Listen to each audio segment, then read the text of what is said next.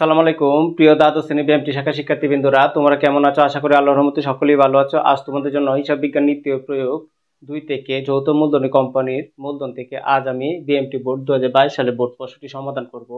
তোমরা এখানে ডাকটি দেখতে পাচ্ছ। আমরা ডাকটি ভালো করে পড়ে বুঝে তারপর অঙ্কটি সমাধান করব।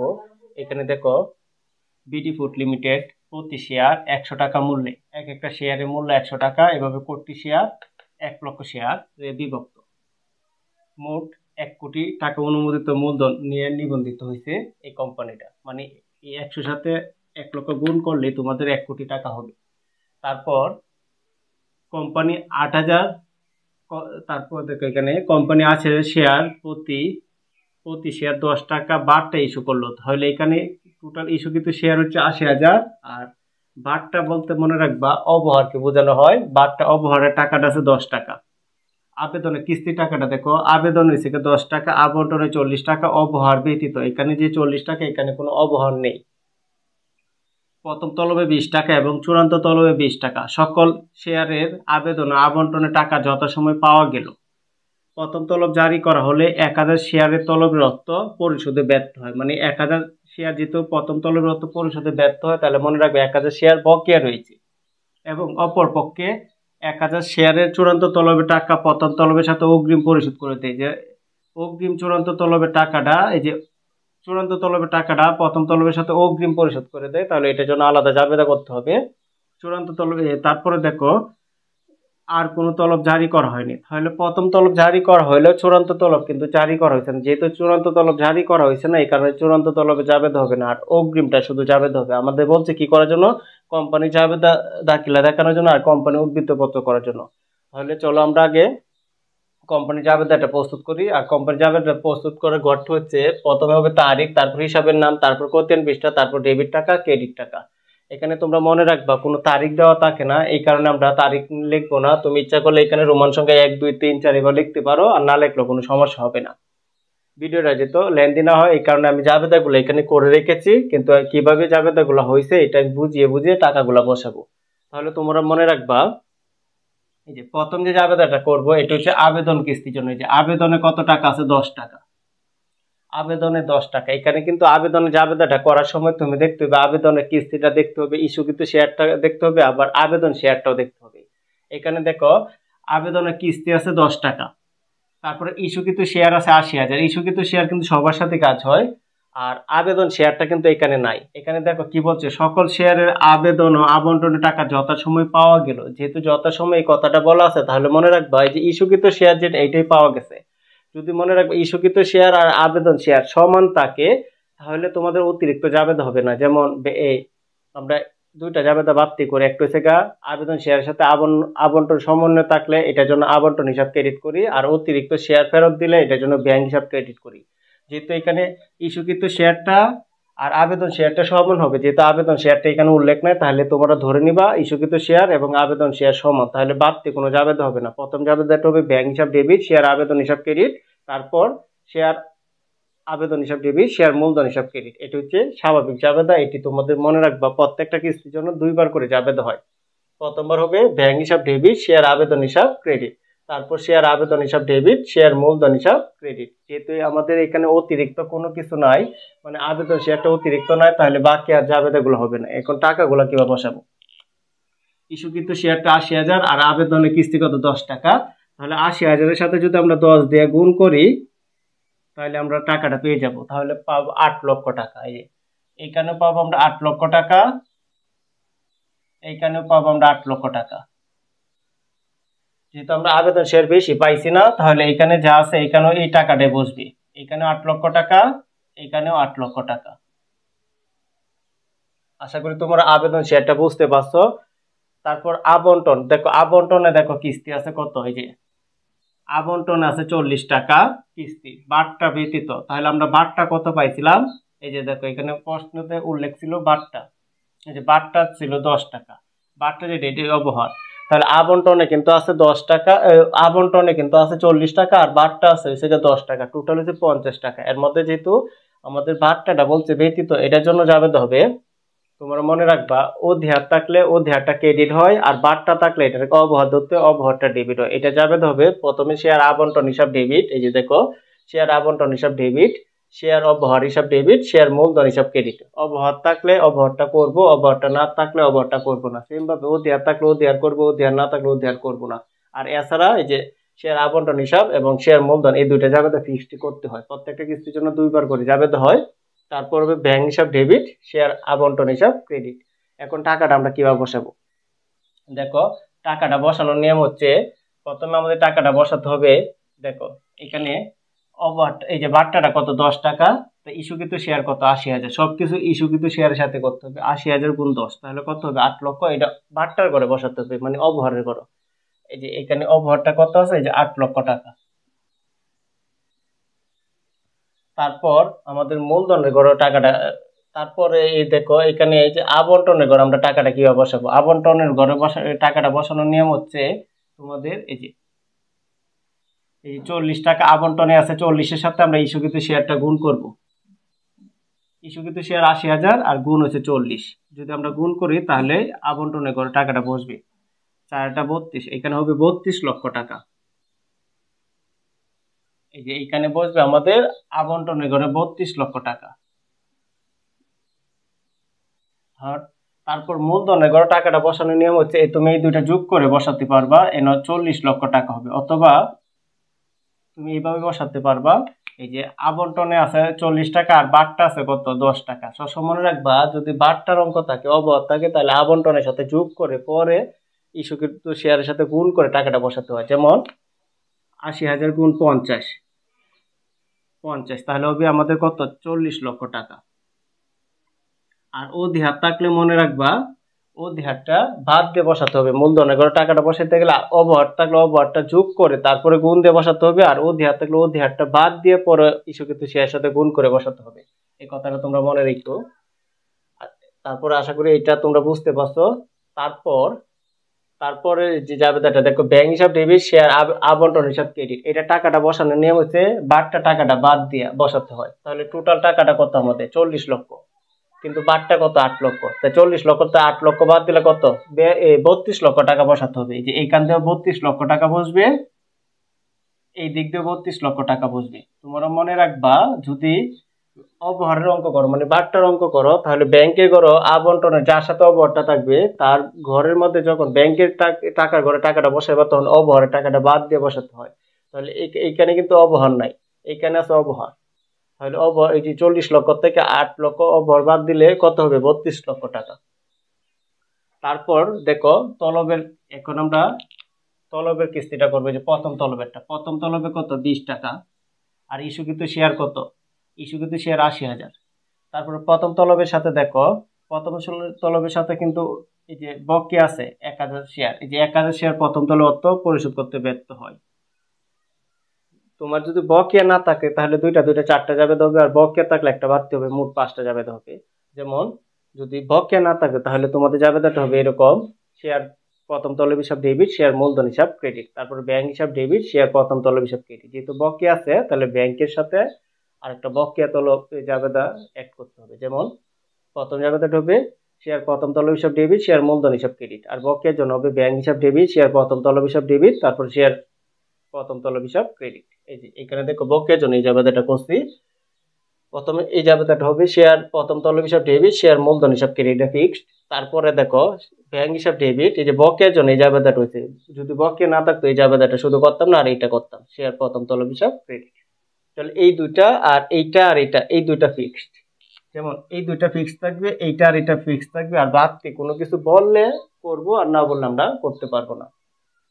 এখন টাকাটা বসানোর নিয়ম হচ্ছে দেখো প্রথম তলবে কিস্তির হচ্ছে 20 টাকা। এই যে এখানে দেখো প্রথম তলবে কিস্তির হচ্ছে 20 টাকা, আর ইস্যুকৃত শেয়ার কত, ইস্যুকৃত শেয়ার সবসময় মনে রাখবা সমান থাকবে 80,000। তাহলে 80,000-এর সাথে আমরা 20 দিয়ে গুণ করবো, আর দোকানে 16 মানে 16 লক্ষ হবে। 80,000-এর সাথে 20 দিয়ে গুণ করলে আর দোকানে 16, তার মানে 16 লক্ষ টাকা হবে। যে এইখানে বসবে 16 লক্ষ টাকা, এইখানে বসবে 16 লক্ষ টাকা। তারপর এইখানে যে আমরা টাকাটা বসাবো এটা কিভাবে বসাবো? এখানে লক্ষ্য করো যে 16 লক্ষ টাকা পাইছি, দেখো দুইটা ডেবিট আর একটা ক্রেডিট, ক্রেডিট করে 16 লক্ষ টাকাটা বসে যাবে ক্রেডিট করে। তারপর বকেয়া তলবটা কত আছে, যে 1000 শেয়ার, কিস্তি কত, প্রথম তলব 20 টাকা, 1000 সাথে 20 দিয়ে গুণ করতে হবে, তাহলে আমাদের কত হবে 20,000 শেয়ার, মানে 20,000 টাকা হবে। এই যে 1000 শেয়ার সাথে 20 দিয়ে গুণ করলে কত হবে 20,000 হবে, তাহলে আমাদের 20,000, এই যে 20,000 টাকা বসাতে হবে। তারপর এই টাকার থেকে যদি এটা বিয়োগ করি তাহলে আমরা টাকাটা বের করতে পারবো, যে 16 লক্ষ থেকে 20,000 গেলে আমাদের হবে 15,80,000, 15,80,000। অথবা এটার আরেকটা ভাবে বের করতে পারবা, যেমন ইস্যুকৃত শেয়ার আছে কত 80,000, আর বকেয়া আছে কত 1,000, এই বকেয়া আছে 1,000, 80,000 থেকে 1,000 যদি বাদ দাও তাহলে হবে 79,000। 79,000 সাথে তুমি যদি প্রথম তলবে কিস্তি কিস্তি টাকাটা দিয়ে গুণ করো, তাও তোমরা এটা গুণ করলে এটা পাবে 15,80,000। আশা করি তোমরা এটা বুঝতে পারছো।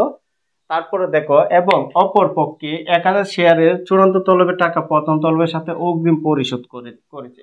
এই এন্ট্রিটা কিন্তু এটার সাথে করা যায়, কিন্তু এটার সাথে যদি করো তাহলে তোমরা অনেক সময় প্যাচ লাগতে পারে, এই কারণে আমরা আলাদা করতেছি। আর অগ্রিম পরিশোধ করেছে, কিন্তু এখানে বলে দেওয়ার কথা ছিল যে চূড়ান্ত তলব জারি করে না, যেহেতু বলছে না, কিন্তু আমরা ধরে নিলাম যে আর কোনো তলব জারি করে না। তলব জারি করা হয় না মানে কি, চূড়ান্ত তলব জারি করা হয় না। এটার জন্য দেখো অগ্রিমের জন্য জাবেদা হবে, কিন্তু চূড়ান্ত তলব যেহেতু জারি করছে না, চূড়ান্ত তলবের জন্য কোনো জাবেদা হবে না। অগ্রিমের জাবেদাটা হবে ব্যাংক হিসাব ডেবিট, অগ্রিম চূড়ান্ত তলব হিসাব ক্রেডিট, এটা তোমরা মুখস্থ রাখবা। অগ্রিম কোনো তলবের জন্য জাবেদা হবে ব্যাংক হিসাব ডেবিট, অগ্রিম চূড়ান্ত তলব হিসাব ক্রেডিট। টাকাটা কত হবে, দেখো চূড়ান্ত তলবের কিস্তিটা কত আছে, এই যে আমরা দেখি, এই যে চূড়ান্ত তলবের কিস্তি আছে 20 টাকা, আর অগ্রিম শেয়ারটা আছে কত, অগ্রিম শেয়ারটা আছে আমাদের যে 1,000, 20-এর সাথে 1,000 গুণ করলে হবে কত 20,000। এই যে এখানেও 20,000 হবে, এখানেও 20,000 হবে, এটা আমাদের আনসার। আশা করি তোমরা জাবেদা দাখিলাটা কিভাবে করতে এটা বুঝতে পারছো। তারপরে কোম্পানি যদি, যে আমরা দেখো কোম্পানি উদ্বৃত্ত পত্রটা প্রস্তুত করি, তাহলে এখানে যেহেতু ব্যাংক হিসাবটা চাইছে না, আমাদের ব্যাংক হিসাবটা আলাদা রাফ করে বের করে দেখাতে হবে। আর এই কারণে আমরা এটা ক্যালকুলেটরের মাধ্যমে বের করব, যাতে তোমরা খুব সহজে বুঝতে পারো। দেখো যতটি ব্যাংক আছে, যেগুলো ডেবিট আছে এগুলা যোগ করব, যতটি ব্যাংক আছে শুধু ব্যাংকগুলা, এই যে আরেকটা ব্যাংক, এইগুলা যোগ করব। তারপরে আরেকটা, এই যে দেখো এই যে আরেকটা ব্যাংক আছে, এই যে এটা যোগ করবো, এই যে আরেকটা ব্যাংক আছে এটা যোগ করবো। ডেবিট গুলা যেগুলো আছে এগুলো যোগ করবো, আর ক্রেডিট দিক দিয়ে যেগুলো আছে এগুলো বিয়োগ করবো। এখান থেকে ক্রেডিট দিক দিয়ে কোনো ব্যাংক হিসাব নাই, তাহলে এখানে ক্রেডিট দিকে কোনো ব্যাংক হিসাব আমরা করতে পারবো না। এই কারণে আমরা এটা ক্যালকুলেটরের মধ্যে বের করে এখান থেকে আলাদা রেখে রাখবো, পরে আমরা উদ্বৃত্ত পত্রের মধ্যে এই টাকাটা নিব। তাহলে চলো এটা আমরা ক্যালকুলেটরের মধ্যে যোগ করে নিই, যে ব্যাংক হিসাবগুলা। দেখো প্রথমে আছে 8 লক্ষ, আমরা লিখবো 8 লক্ষ। তারপরে আছে দেখো 32 লক্ষ, এটা লিখবো 32 লক্ষ। তারপরে আছে কত 15,80,000, এখানে লিখবো 15,80,000। তারপর আছে 20,000, এই 20,000 টাকা আমরা লিখবো। আমরা যোগ করলে পাই ব্যাংক হিসাবটা 56 লক্ষ, আমরা এটা এখানে লিখে রাখবো, পরের স্টেপে আমাদের এইটা লাগবে, এই কারণে আমরা এখান থেকে এটা লিখে রাখলাম। তাহলে আমরা লিখবো ব্যাংক হিসাব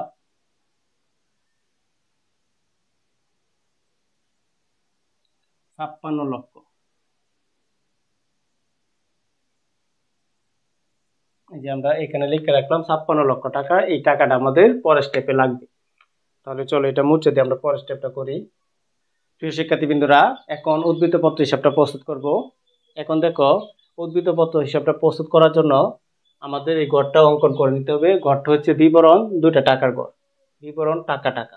তারপর এই উদ্বৃত্ত পত্রকে দুইটা ভাগে বিভক্ত করা হয়, একটা হচ্ছে সম্পদ সমূহ, আর একটা হচ্ছে দায় ও মালিকানা সত্ত্ব সমূহ। প্রথমে আমরা সম্পদ সমূহটা করে নিব। প্রথমে এখানে লিখবো সম্পত্তি সমূহ। সম্পত্তি সমূহের মধ্যে প্রথমে আমরা লিখবো যে হিসাবটা আমরা করে রেখেছিলাম, এই হিসাবটা আমাদের করতে হবে, ব্যাংক হিসাব।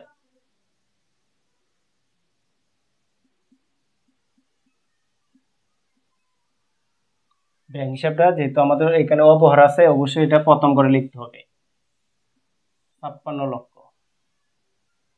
তারপর আমাদের লিখতে হবে অসমন্বিত ব্যয় শেয়ার অবহার, শেয়ার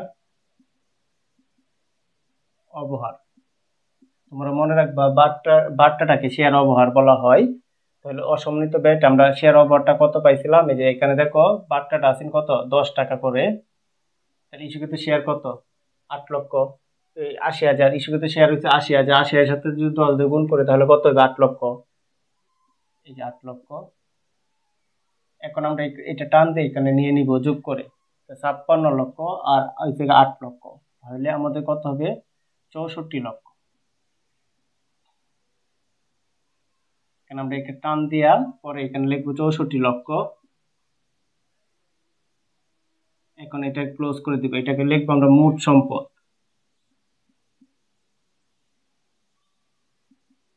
এই যে আমরা এটা লিখলাম, এটা মোট সম্পদ।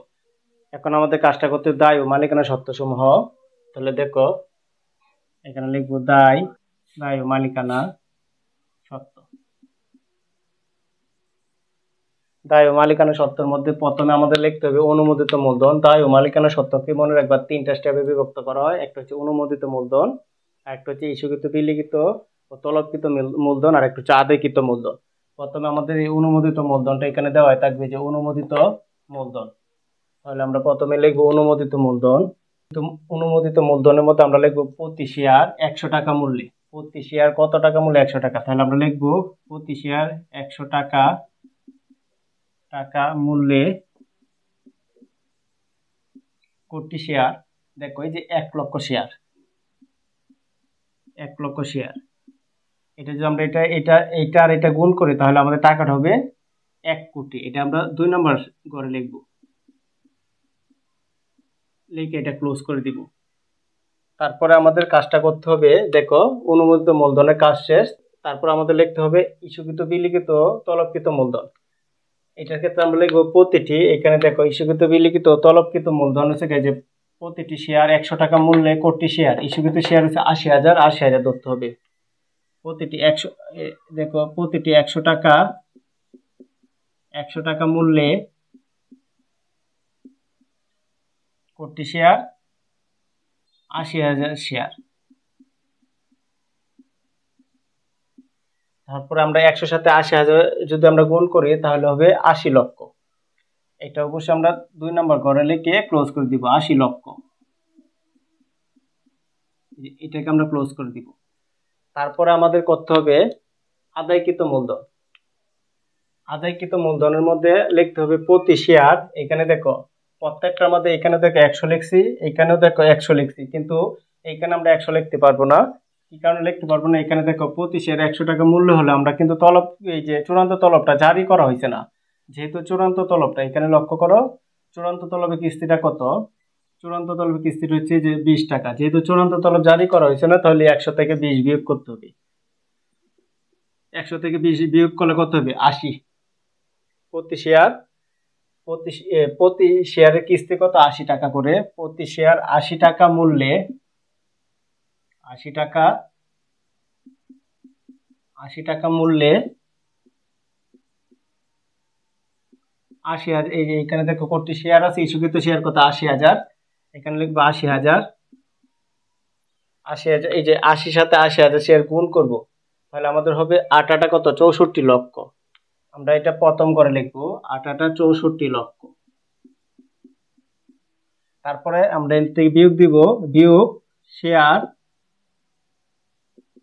বকেয়া শেয়ার, বকেয়া প্রথম তলব। আমরা এখান থেকে বিয়োগ দিব বকেয়া প্রথম তলব। সবসময় মনে রাখবো বকেয়া তলব বিয়োগ আর অগ্রিম তলব যোগ হয়। বকেয়া তলবটা বিয়োগ করবো। বকেয়া তলব আমরা আসিন কত? যে 1000 শেয়ার। প্রতি শেয়ার কত করে আসিন? প্রথম তলব 20 টাকা। 1000 সাথে 20 দিয়ে গুণ করেছেন 20,০০০। এখন এই 20,০০০ টাকা আমরা বিয়োগ করব। বিয়োগ করলে আমরা কত হবে? ৬৪ লক্ষ থেকে 20,০০০ বিয়োগ করলে তাহলে আমাদের হবে ৬৩,৮০,০০০। এই যে তারপরে আমাদের করতে হবে যোগ অগ্রিম তলব। অগ্রিম তলবটা সবসময় মনে রাখবা যোগ হয়। অগ্রিম তলব যোগ হবে। অগ্রিম তলব কত হয়? দেখো অপরপক্ষে 1000 শেয়ার, চূড়ান্ত তলবের টাকা প্রথম তলবের সাথে অগ্রিম পরিশোধ করে দেয় 1000 শেয়ার। তারপরে চূড়ান্ত তলবের টাকাটা কত আছে? কিস্তি টাকাটা হচ্ছে 20 টাকা। 1000 গুণ 20 তাহলে কত হবে? 20,০০০। আমরা 20,০০০ যোগ করলে ফলটা পাবো কত? তাহলে হবে ৬৪ লক্ষ। এখন আমরা এটা ক্লোজ করে দিব। এটি হচ্ছে আমাদের মোট সম্পদ, মোট মোট দায়, এটা হবে আমাদের মোট দায়। আর তোমরা মনে রাখবা সম্পদ ও দায় দুই পাশ মিলবে, সম্পদ ও দায় হবে কত, দুই পাশ মিলবে। যে দেখো মোট সম্পদ পাইছি 64 লক্ষ, মোট দায় আমরা পাইলাম কত, 64 লক্ষ। আশা করি প্রিয় শিক্ষার্থীবৃন্দরা আমার ক্লাসটি তোমরা বুঝতে পেরেছো। যদি আমার ক্লাসটি তোমাদের ভালো লেগে থাকে তাহলে অবশ্যই আমার চ্যানেলটি সাবস্ক্রাইব করবে এবং লাইক শেয়ার কমেন্ট অবশ্যই করে নিবে। আসসালামু আলাইকুম।